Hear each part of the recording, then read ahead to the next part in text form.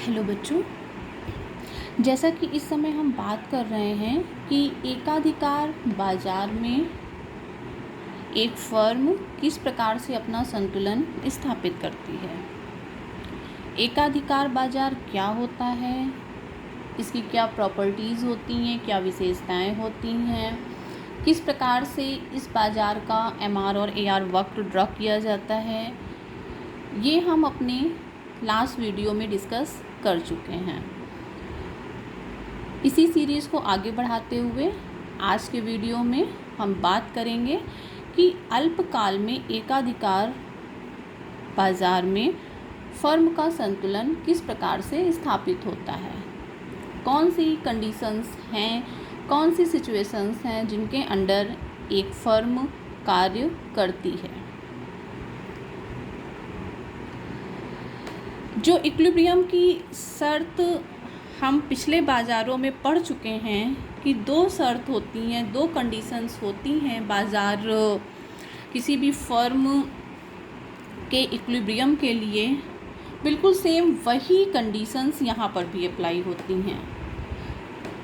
Conditions for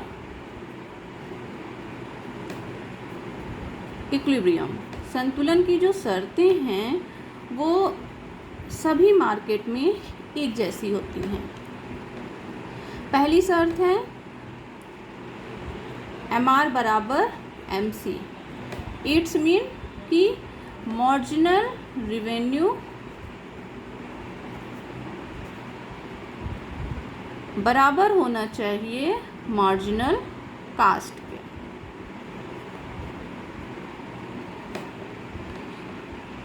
firm की अंतिम इकाई की जो लागत होती है वो उससे प्राप्त होने वाली आय के बराबर होना चाहिए। इसका ये मतलब हुआ कि फर्म के उत्पादन की जो लास्ट यूनिट है उसकी जो लागत है वो बराबर होनी चाहिए उस यूनिट से प्राप्त आय के।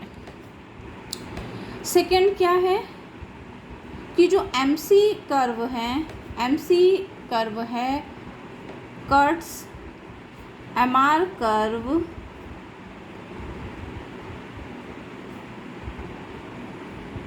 From below. जो एमसी वक्र है वो एमआर वक्र को नीचे से काटेगा। ठीक है, इसके बारे में हम अपने लास्ट वीडियोस में, क्योंकि हम पूर्ण प्रतियोगी बाजार और एकाधिकारात्मक बाजार पढ़ के आए हैं, इसलिए इस बारे में हम पहले काफ़ी डिस्कस कर चुके हैं कि ये दोनों कंडीशंस क्या हैं। अल्पकाल में एकाधिकार में फर्म का जो संतुलन है उसकी तीन सिचुएशंस हो सकती हैं, बिल्कुल सेम जैसे कि हम पहले पढ़े हुए हैं कि जो इक्विलिब्रियम है इन शॉर्ट रन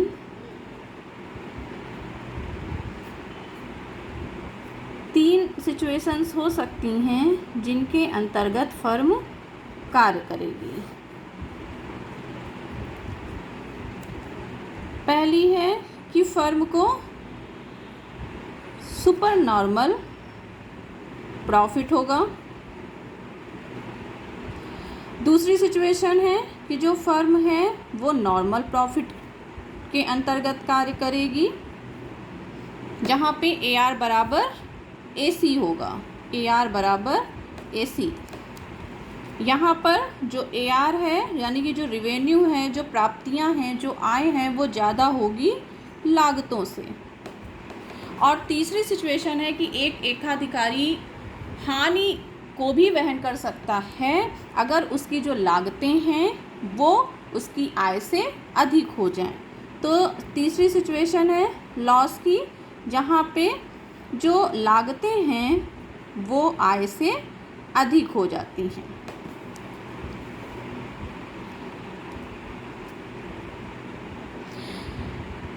पहली जो सिचुएशन है that is super normal profit.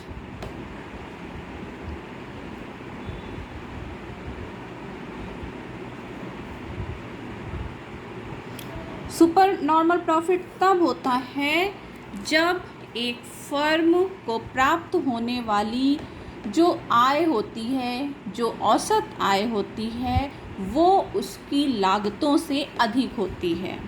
आय अधिक होती है, AR अधिक होता है उस फर्म की औसत लागतों से, तब वो फर्म प्रॉफिट में होती है। डायग्राम ड्रा करने से पहले मैं एक चीज़ और भी डिस्कस करना चाहती हूँ कि जैसे जैसे फर्म एकाधिकार में अपना उत्पादन बढ़ाती है, वैसे वैसे जो उसकी वेरिएबल कास्ट होती है वो भी बढ़ती जाती है। लेकिन जो एकाधिकारी होता है उसका जो उद्देश्य होता है वो होता है अपने प्रॉफिट को मैक्सिमाइज करना। तो वो उत्पादन पे ज़रूरी नहीं है कि वो अपने उत्पादन को बढ़ाने की चेष्टा करे, वो अपने प्रॉफिट को बढ़ाने की चेष्टा करेगा। क्योंकि अगर वो अपने उत्पादन को बढ़ाने की चेष्टा करता है तो जो वेरिएबल कास्ट होती हैं, दो कास्ट, जो जब हम बात करते हैं एवरेज कास्ट की, तो एवरेज कास्ट मिल के बनता है दो कास्ट से। एक होती हैं वेरिएबल कास्ट और एक होती हैं फिक्स्ड कास्ट। ये थोड़ा सा मैं आपको बताना चाहती हूँ यहाँ पे। जब हम बात करते हैं AC की, एवरेज कास्ट की, तो एवरेज कास्ट ये बराबर होता है average fixed cost plus average variable cost. Fixed cost वो कास्ट होती हैं जो उत्पादन से फ्री होती हैं। उत्पादन चाहे कम हो या ज़्यादा हो, फिक्स्ड कास्ट पे कोई फ़र्क नहीं पड़ता है। ठीक है, फिक्स्ड कास्ट जैसे कि हो गई कि मशीन की जो लागतें हैं, मशीन की अगर कार्य क्षमता 1000 यूनिट प्रोड्यूस करने की है तो आप चाहे उससे 10 यूनिट प्रोड्यूस करें और चाहे 1000 यूनिट प्रोड्यूस करें, जो उस मशीन का खर्चा है, जो उसके तेल, रिपेयरिंग या एनीथिंग जो उस पर खर्चा है, या फिर अगर फर्म एक किराए की बिल्डिंग में है तो किराया तो बिल्डिंग का उतना ही होगा, चाहे आप उत्पादन करें या ना करें, कम करें या ज़्यादा करें। तो फिक्स्ड कास्ट होती हैं जो उत्पादन की मात्रा से स्वतंत्र होती हैं। उत्पादन की मात्रा के साथ फिक्स्ड कास्ट बढ़ती घटती नहीं है। वेरिएबल कास्ट होती हैं जो उत्पादन की मात्रा के साथ बढ़ती घटती हैं। अगर उत्पादन कम होता है तो वेरिएबल कास्ट यानी कि परिवर्तनशील लागतें कौन सी होती हैं? परिवर्तनशील लागतें होती हैं जैसे कि मजदूर को दी जाने वाली मजदूरी, जो जिस भी वस्तु का उत्पादन हो रहा है उसके लिए जो रॉ मटेरियल पे खर्चा हो रहा है। तो जो बहुत सारी होती हैं वेरिएबल कास्ट जो उत्पादन के साथ बढ़ती जाती हैं। ठीक है, अब अगर एक एकाधिकारी अपने उत्पादन को बढ़ाने के बारे में सोचेगा तो इट्स मीन कि उसकी वेरिएबल कास्ट बढ़ेंगी, फिक्स्ड कास्ट तो सेम रहेगी, तो जो एवरेज कास्ट है उस पर भी उसका असर पड़ेगा। जितना कास्ट और रिवेन्यू का डिफरेंस कम होगा, एकाधिकारी को उतना ही कम प्रॉफिट होगा। लागतों और आय के बीच का जितना ज़्यादा अंतर होगा उतना ज़्यादा ही एकाधिकारी को लाभ प्राप्त होगा। तो एकाधिकारी हमेशा अपने प्रॉफिट को मैक्सिमाइज करेगा। अगर वो उत्पादन की मात्रा बढ़ाता है तो क्योंकि वेरिएबल कास्ट बढ़ती हैं, इट्स मीन एवरेज कास्ट भी बढ़ जाएगी। जब ये एवरेज कास्ट में वेरिएबल कास्ट जुड़ी हुई हैं तो इट्स मीन ये बढ़ेंगी तो ये भी बढ़ेगा।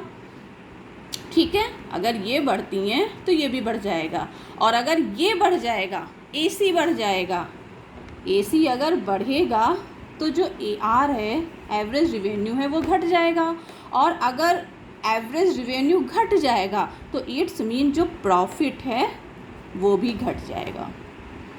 ठीक है, इसीलिए एकाधिकारी अपने प्रॉफिट को मैक्सिमाइज करना चाहता है, उत्पादन की मात्रा को वो नहीं बढ़ाएगा, वो तब बढ़ाएगा उत्पादन की मात्रा को अगर उसको ऐसा लगता है कि कोई नई फर्म मार्केट में आ करके और उसके साथ कंपटीशन कर सकती है। तब वो क्या करेगा, तब वो कीमतों को अपनी घटा देगा, या फिर आप कह सकते हैं कि वो तब कम लाभ पर भी कार्य करने को तैयार होगा। क्यों? क्योंकि उसको दूसरी फर्म मार्केट में नहीं चाहिए। तब वो अपने उत्पादन को बढ़ाएगा, कीमतों को घटाएगा और कम लाभ पर भी कार्य करने को तैयार होगा। ठीक है, अभी जब हम आगे इसके बारे में डिस्कस करेंगे तब हम आपको बताएंगे कि फर्म किस प्रकार से कितना उत्पादन बढ़ा सकती है।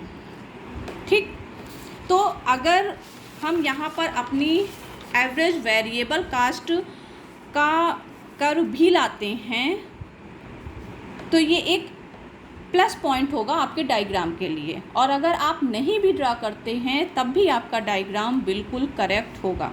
तो हम पहले वैसे ही डायग्राम ड्रा करेंगे जैसे कि हम अभी तक ड्रा कर रहे थे सुपर नॉर्मल प्रॉफिट में।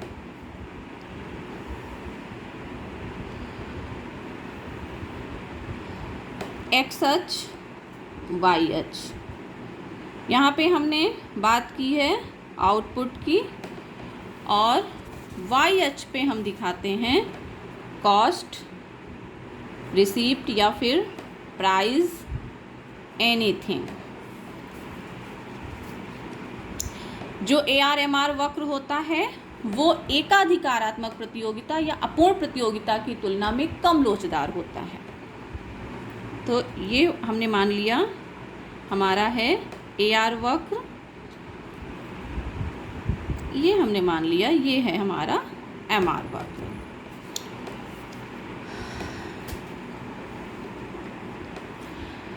MR बराबर MC, ये MC वक्र है।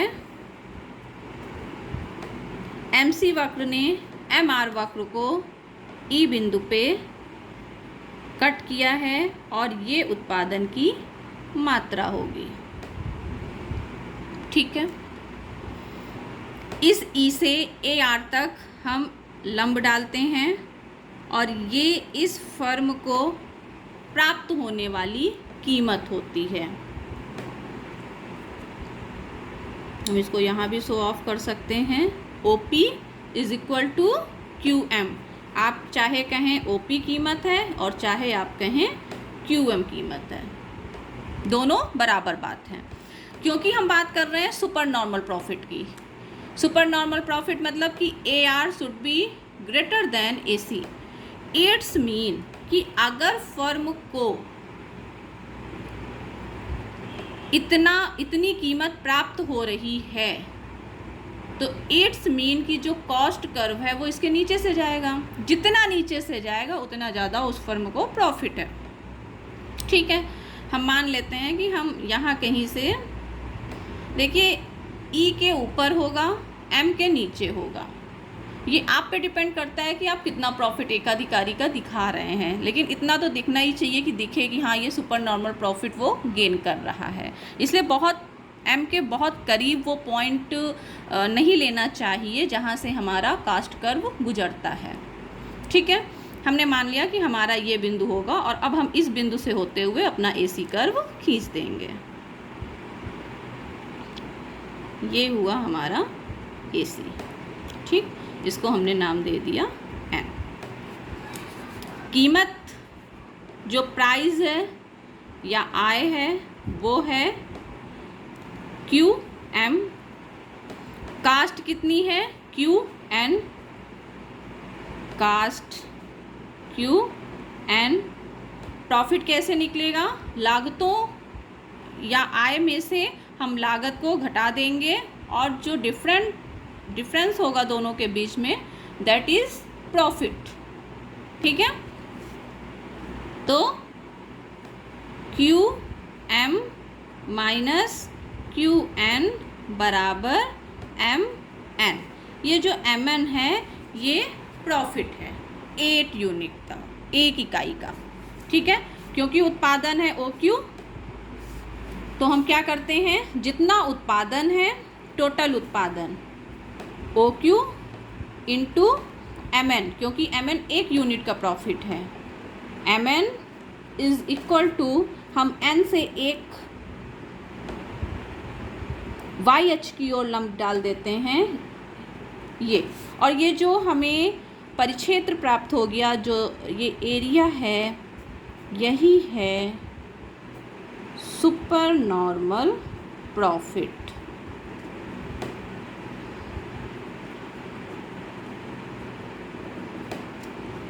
क्लियर? ठीक है, आप ये एरिया यहाँ लिख दीजिए, PMNT, ये area, that is super normal profit.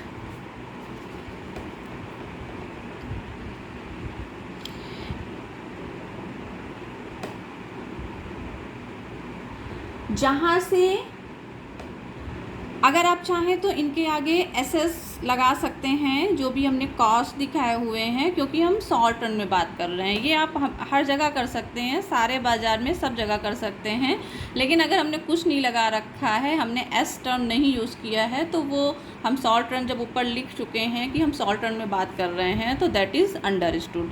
लेकिन अगर आप चाहते हैं तो आप इसको SMC, SAC और यहाँ पर भी आप लगा सकते हैं। ठीक है, यहाँ पे हम एक बात और करना चाहते हैं। अभी जो मैं ये कह रही थी कि अगर फर्म उत्पादन को बढ़ाएगी तो उसकी कीमतें नीचे आएंगी। देखिए, जो AC है वो तो यहाँ तक गिर रहा है, ठीक है, और अभी इसका ये निम्नतम बिंदु नहीं है AC का, यहाँ पे तो अभी उसकी जो लागतें हैं वो घट रही हैं, ठीक। लेकिन अगर फर्म ये कहती है कि उसे अपना उत्पादन बढ़ाना है, ठीक है, मान लीजिए, क्योंकि एवरेज रेवेन्यू तो यहाँ पर भी उसको लाभ प्राप्त हो रहा है, इस एरिया में भी, लेकिन तब उसके जो लाभ की मात्रा है वो घट जाएगी।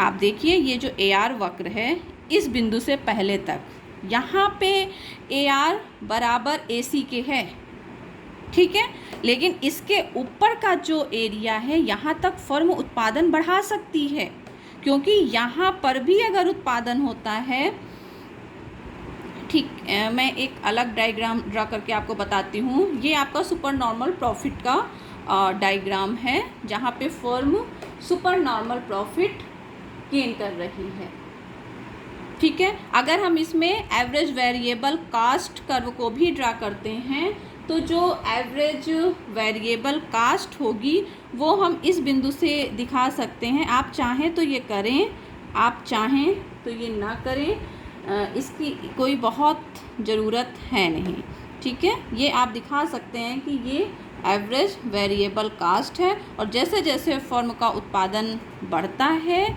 वैसे वैसे ये जो ABC कर्व है ये ऊपर की ओर शिफ्ट होता जाएगा। क्यों? क्योंकि उत्पादन की मात्रा बढ़ेगी तो वेरिएबल कास्ट भी बढ़ेंगे। क्लियर? लेकिन एक बात ध्यान रखिएगा, जो भी वेरिएबल कॉस्ट का ये शेप है ये यू पे तो आएगा, लेकिन वो जो AC है, SAC है, एवरेज कास्ट है, उसके नीचे रहेगा। क्यों नीचे रहेगा?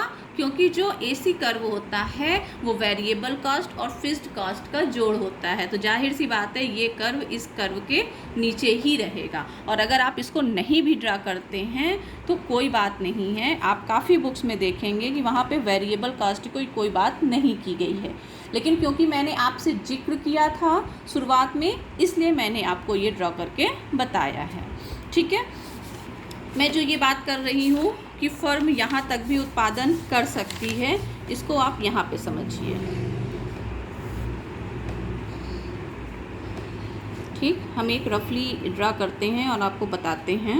ये हमारा MR वक्र, AR वक्र, MC वक्र ने यहाँ पर काटा, ये उत्पादन की मात्रा और ये कीमत, कुछ भी नाम आप रख सकते हैं, ठीक है। हमने मान लिया कि इतना फर्म को प्रॉफिट दिखाना है, ये AC ये उसका परिक्षेत्र हो गया जो फर्म को प्राप्त हो रहा है प्रॉफिट। क्लियर?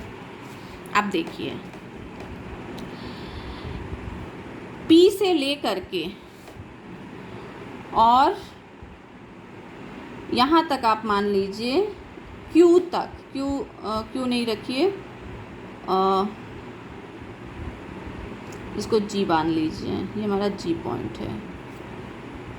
P से G तक देखिए जो AR वक्र है, एवरेज रिवेन्यू वक्र है, वो AC इस NG से ऊपर ही है।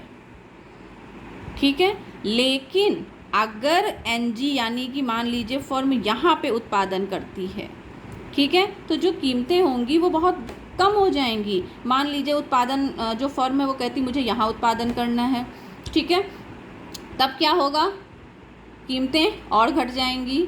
मान लीजिए फर्म कहती है यहाँ उत्पादन कार्य करना है, कीमतें और घट जाएंगी।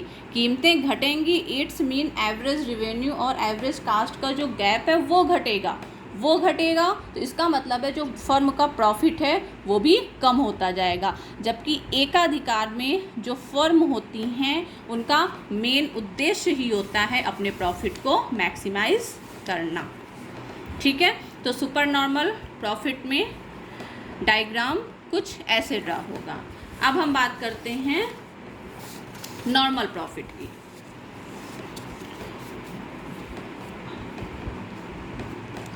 दूसरी सिचुएशन है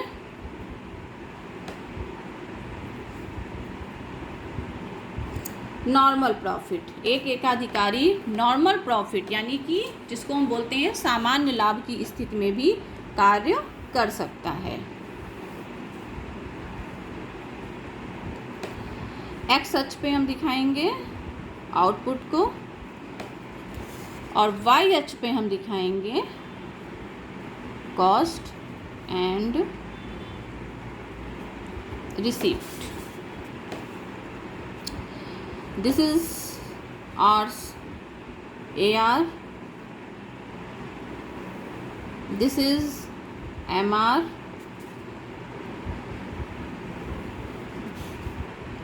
MC ने MR को E बिंदु पे काटा है, उत्पादन की मात्रा है Q। यहाँ से हम AR पे ले जाएंगे, बिंदु है हमारा M।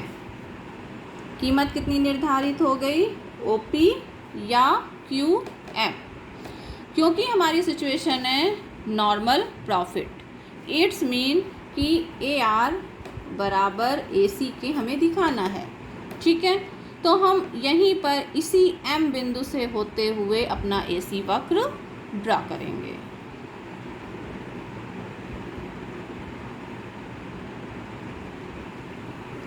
ये हो गया AC। कीमत कितनी है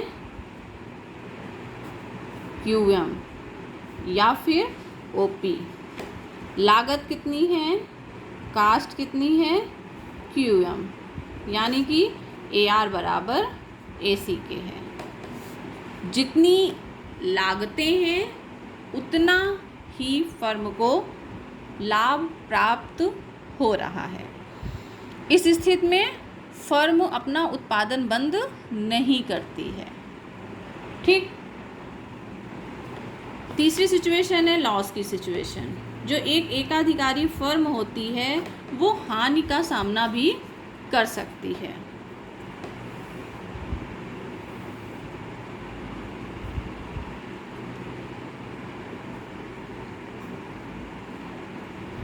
output same here, cost and receipt. वैसे ही हमारा AR वक्र और ये MR वक्र। MR वक्र को MC वक्र ने E बिंदु पर कट किया है नीचे से, और ये है उत्पादन की मात्रा। हम इसको लंब डाल के AR तक ले जाते हैं और ये है कीमत OP। ठीक, क्योंकि लॉस की स्थिति तब होगी जब आय से अधिक लागतें हों, यानी कि जो फर्म द्वारा निर्धारित कीमत है उससे ज़्यादा उस फर्म की लागत हो। प्रति इकाई जो कीमत फर्म प्राप्त कर रही है, प्रति इकाई लागत उससे अधिक होनी चाहिए। तो एम बिंदु से, यानी कि क्यूएम तो कीमत हो गई, तो हम इस एम बिंदु के ऊपर से कहीं से कास्ट दिखाएंगे, तभी फर्म की हानि होगी। तो हम मान लेते हैं कि हम यहाँ से अपना एसी वक्र निकालेंगे, दैट इज एसी। ठीक है, ये एन, ये टी, ये जो परिक्षेत्र है यही है फर्म का लॉस। आप यहीं पे क्लियर कर सकते हो कि जो प्राइस है वो कितना है, क्यूएम, कॉस्ट कितनी है, क्यूएन, प्राइस कम है, कॉस्ट अधिक है, यानी कि आय कम है, लागत अधिक है, तो जो फर्म है उसको हानि होगी। कितनी हानि होगी, क्यूएन माइनस क्यूएम बराबर एमएन एरिया। ये एमएन इतना, क्योंकि उत्पादन की कुल मात्रा है ओ क्यू इंटू एमएन बराबर M N T P.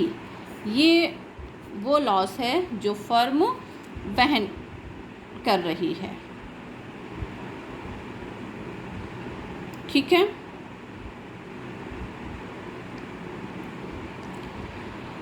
I hope कि आपको एकाधिकार में किस प्रकार से फर्म अल्पकाल में कार्य करती है ये आपको समझ में आ गया होगा। आगे इसी सीरीज़ को आगे बढ़ाएंगे हम और बात करेंगे कि दीर्घकाल में एकाधिकारी किस प्रकार से कार्य करता है और क्या उसकी उत्पादन की मात्रा होती है। एक चीज़ और यहाँ पे मैं डिस्कस करना चाहूँगी, पूर्ण प्रतियोगिता और एकाधिकार में एक मेन डिफरेंस होता है। एकाधिकार में जो कीमत होती है, आप इसको देखिए, एकाधिकार में जो कीमत होती है वो सीमांत लागत से अधिक होती है। अब आप इसमें देख लीजिए, ये एसएमसी है, सीमांत लागत है, जबकि जो कीमत है वो अधिक है। ठीक है, सीमांत लागत का मतलब हुआ कि फर्म की अंतिम इकाई की क्या लागत है, लेकिन कीमत हमेशा उससे ऊपर होगी।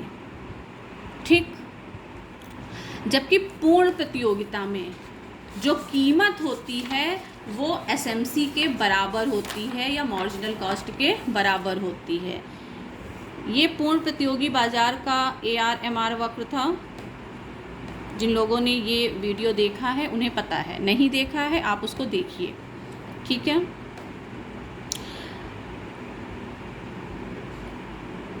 क्यों ऐसा है इसके बारे में हम बात कर चुके हैं। आप ये लास्ट वीडियोस देखिए, वहाँ से आपको ये क्लियर होगा। ये एसएमसी गया, यही तो जाता था और उत्पादन की मात्रा ये नियत होती थी। ठीक है, कोई भी किसी भी दशा में रहा हो। अब आप देखिए, यही इसका पी कर्व भी था, क्योंकि कीमतें वहाँ पे प्राइस टेकर होती थी। तो जितनी कीमत है EQ, उतनी ही सीमांत लागत भी है। ठीक है, सीमांत लागत यानी कि MC बराबर PK, ये पूर्ण प्रतियोगिता की कंडीशन है। ये चीज़ आपको अपने दिमाग में रखनी होगी, क्योंकि कई बार जब आप कंपटीशन में बैठते हैं तो आपसे ये क्वेश्चंस पूछे जाते हैं कि किस प्रकार की मार्केट में प्राइस उसकी सीमांत लागत के बराबर होता है या फिर कीमत सीमांत लागत से अधिक होती है। तो ये आपको पता होना चाहिए। पता आपको होता है क्योंकि आप डायग्राम समझे होते हो। ठीक है, तो इसको अपने दिमाग में रखिएगा कि पूर्ण प्रतियोगिता में MC के बराबर होती है, जो कीमत होती है वो MC के बराबर होती है, लेकिन एकाधिकार में जो कीमत होती है, जो प्राइस होता है, वो ग्रेटर देन MC होता है। यानी कि अंतिम इकाई की लागत से अधिक कीमतें फर्म वसूल करती हैं। क्यों? क्योंकि वहाँ पे मोनोपोली है।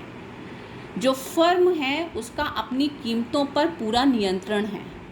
वो जितना चाहे उतना कीमतों का निर्धारण कर सकती है, जितना चाहे उतना उत्पादन करे। जबकि पूर्ण प्रतियोगिता में कीमतों का निर्धारण उद्योग करता है, फर्म केवल उन कीमतों को अडॉप्ट करती है। जब आप पूर्ण प्रतियोगिता और एकाधिकार पूरा पढ़ लेंगे, पूरा समझ लेंगे, तब आपको ये बात भी बिल्कुल क्लियर होगी। ठीक है, तो आई होप कि शॉर्ट रन में एकाधिकारी किस प्रकार से, एकाधिकारी फर्म की क्या क्या स्थिति हो सकती है, ये आपको समझ में आ गया होगा। अब नेक्स्ट वीडियो में हम बात करेंगे कि दीर्घकाल में एकाधिकारी फर्म किस प्रकार से कार्य करती है। Thank you.